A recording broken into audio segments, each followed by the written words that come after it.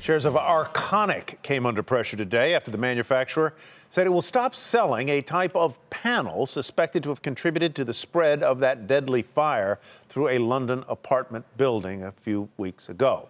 Arconic, which was created by Alcoa's separation into two companies, saw its stock fall about 6%.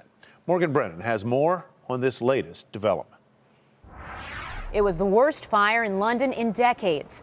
The deadly blaze at Grenfell Tower that has left at least 79 people dead.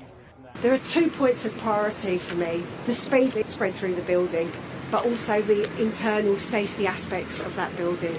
On the first point, we are examining with experts the aluminium cladding and the insulation behind the cladding, how the tiles were fixed to the building and how it was installed. Preliminary tests on the insulation samples collected from Grenfell Tower showed that they combusted soon after the test started. The initial tests on the cladding tiles also failed the safety test. As investigators assess the damage and discuss possible manslaughter charges, one supplier has been thrust into the spotlight: Arconic. Arconic made the aluminum cladding in question. Cladding widely acknowledged as combustible and for that reason considered, even by the company itself, to be a fire risk in high-rise construction.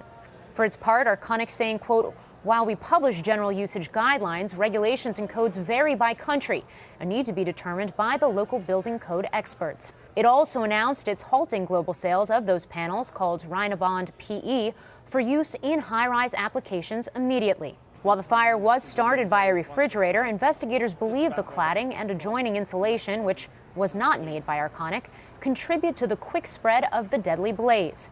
But while such materials are not allowed on high-rises in the U.S. and many other parts of the world, the panels have been used throughout the U.K. As officials assess the safety of 600 buildings across Britain, dozens have turned up similar cladding and failed safety tests. Analysts say it all has potential implications for the company formerly known as Alcoa. The total size of the business is about $200 to $300 million, so we can call it maybe 2% of revenues. So from an actual estimate kind of impact to earnings, it's not that big or impactful of an issue. The real issue will be the longer term litigation and or the negative PR associated with it. It all comes as Arconic searches for a new permanent CEO on the heels of a nasty proxy battle with Elliott Management.